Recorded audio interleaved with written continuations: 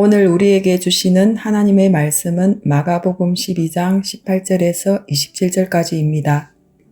부활이 없다 하는 사두개인들이 예수께 와서 물어 이르되 선생님이여 모세가 우리에게 써주기를 어떤 사람의 형이 자식이 없이 아내를 두고 죽으면 그 동생이 그 아내를 취하여 형을 위하여 상속자를 세울지니라 하였나이다.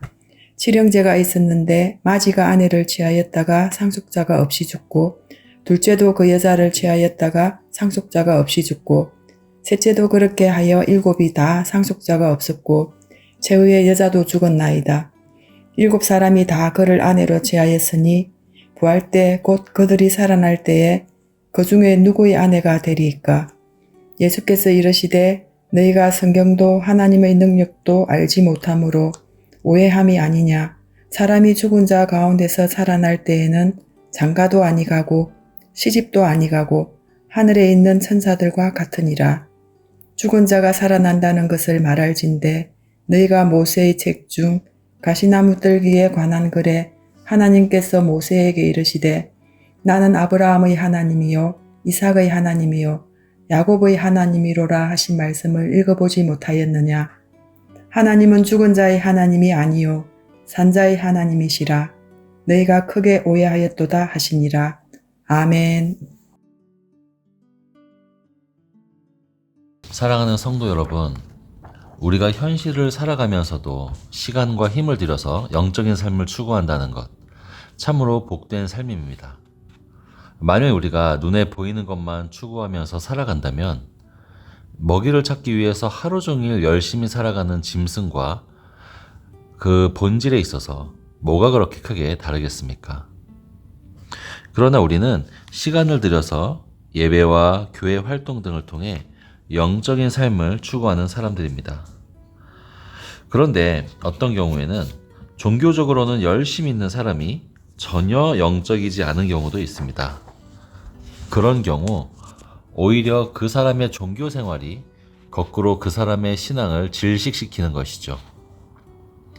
예수님 때도 종교인들 가운데 전혀 영적이거나 신앙적이지 않았던 사람들이 있었습니다.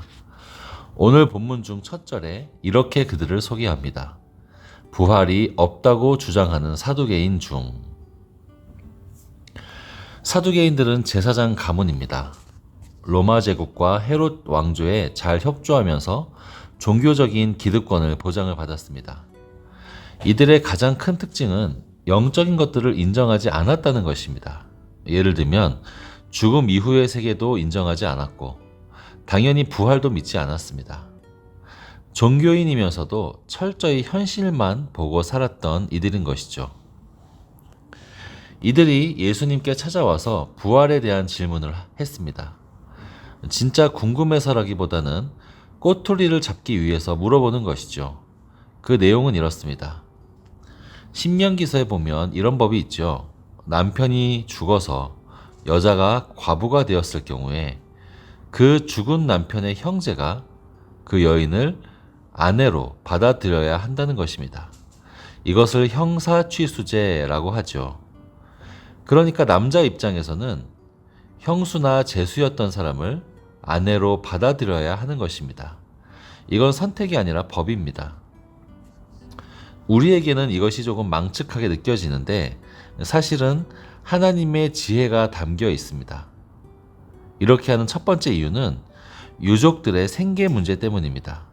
과부, 그 중에서도 아들이 없이 그렇게 남편이 죽은 과부는 남성의 보호를 받지 못하는 가장 약하고 위험한 처지입니다.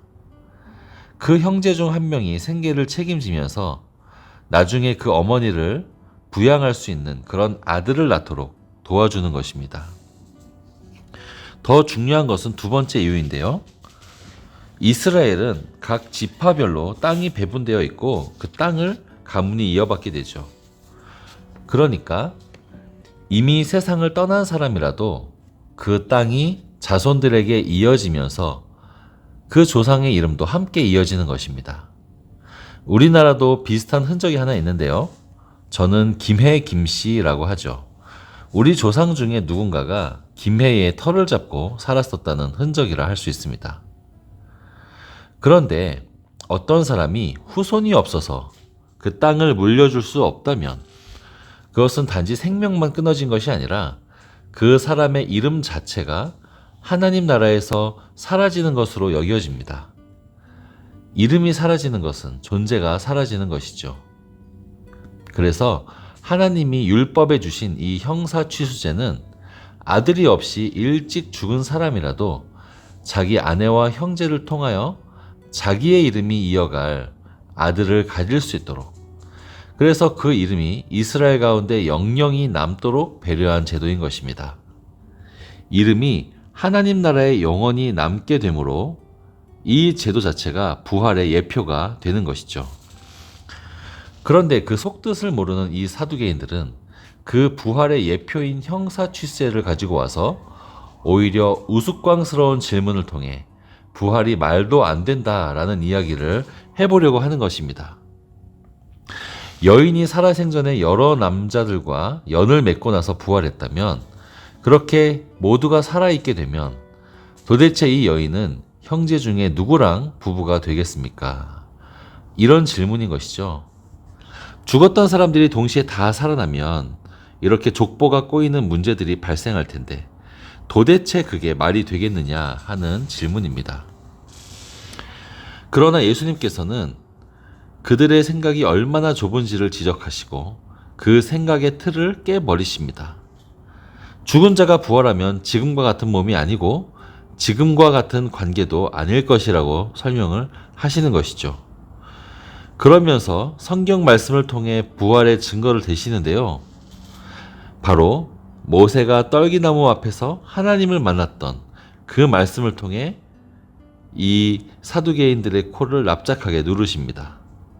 사두개인들은 성경 중에서도 특별히 창세기, 출애굽기, 레위기, 민수기, 신명기 이 5권의 책만을 인정하는 분파였는데, 우리 예수 그리스도께는 일부러 그들이 인정하는 출애굽기, 그것도 가장 중요한 여호와의 이름이 계시되신 그 구약의 핵심과도 같은 본문을 가지고 오셔서 그들 앞에 내미십니다. 아브라함, 이삭, 야곱은 이미 오래전에 죽었던 사람들인데도 하나님께서는 스스로를 그들의 하나님이다 라고 하셨지 그들의 하나님이었다 라고 과거형으로 말씀하지는 않으셨다는 것이죠. 제 생각에 우리 한국어가 특징이 있습니다. 풍성한 표현을 무궁무진하게 만들 수 있다는 것이 우리 한국어의 강점이죠. 그런데 그에 반해 우리 한국어는 시제나 혹은 성별이나 혹은 단수 복수 같은 그런 것들이 조금 불편해도 적당히 이해하고 넘어갈 수 있는 그런 언어입니다. 그런데 히브리어는 아닙니다. 히브리어는 시제, 성별 이런 것들이 아주 정확하게 표현되어 있는 곳입니다. 그것 중에 하나가 틀리면 틀린 문장이 되는 것이죠. 그런데 하나님이 분명히 죽은 자들을 언급하면서도 과거형이 아니라 현재형으로 말씀하셨다면 우리 눈에 죽은 것처럼 보이는 그들이 살아있다는 뜻 아니겠는가 라는 말씀인 것이죠. 이들은 자기들이 철석같이 의지하는 그 모세의 글로 반박을 당하니 찍소리도 못하도록 뒤통수를 맞은 것입니다. 자, 그렇다면 우리는 이런 질문을 해볼 수가 있습니다. 제사장직을 수행하는 사두개인들이 겉모습과는 달리 부활도 믿지 못할 정도로 왜 그렇게 영적으로 어두워져 있었는가입니다. 그 이유는 그들이 겉으로는 종교인의 삶을 살고 있으면서도 현세에 너무 많은 것을 누리며 만족하고 있었기 때문입니다. 여러분들은 혹시 우리가 이 땅에서 물질적으로 아무런 문제와 걱정이 없는 것, 그것이 하나님의 복이라고 생각합니다. 그러나 여러분, 현세의 완전한 만족을 찾는 사람은 다른 세상이 그다지 기다려지지 않습니다. 사두개인들은 로마 정권 아래서 기득권층으로 종교를 빌미로 이미 충분한 것들을 누리고 있었기 때문에 부활에 대한 소망이 필요가 없는 것이죠. 우리가 어떤 사물을 확대해서 볼 때 보통 두 가지 물건을 사용하죠. 바로 현미경과 망원경입니다. 이처럼 현세적 복에 매몰되어서 부활 소망이 없는 그런 사람에게는 그 현세적인 복이 마치 현미경처럼 작동합니다. 현미경은 어떤 도구인가요? 사실 현미경은 너무나 작고 보잘것없는 것을 엄청 큰 것처럼 보이게 해주는 도구입니다. 사실은 작은 먼지 같은 그 현세적 복이 내 눈을 다 가릴 만큼 크고 중요한 것으로 생각하게끔 만든다는 것이죠. 그러나 반대로 이 세상 살면서 많은 고난과 아픔을 겪는 분들이 계십니다. 그런 분들의 경우에는 이 땅에서의 소망을 쉽게 거두고 부활을 소망하게 됩니다. 그런 분들에게 고난과 슬픔은 망원경의 역할을 합니다. 망원경은 무슨 도구인가요? 하늘의 별은 사실 엄청 큰 거 아시죠? 망원경은 원래는 엄청 크지만 멀리 있기 때문에 작아 보이는 그런 별과 같은 것들을 크게 바라볼 수 있도록 도와주는 도구입니다. 우리에게 고난과 슬픔은 우리에게 멀어 보이는 그 부활을 가까이 있는 것으로 느끼게 해주죠. 사랑하는 성도 여러분, 세상에서 누릴 것을 다 누리고 살지만 그것 때문에 도리어 부활을 보지 못했던 사두개인들을 기억하십시오. 그런 삶은 결코 복이 아닙니다. 오히려 당장의 힘든 고난이 찾아와도 그것을 통해 하나님을 만나게 되고 부활을 소망하게 된다면 그것이 참된 복입니다. 오늘 하루 우리에게는 좋은 일도 또 반대로 힘든 일도 일어날 수 있는데 어떤 일이든 그것을 통하여 오히려 부활 소망을 깊이 가시는 그런 복된 하루 되시기를 주님의 이름으로 축복합니다.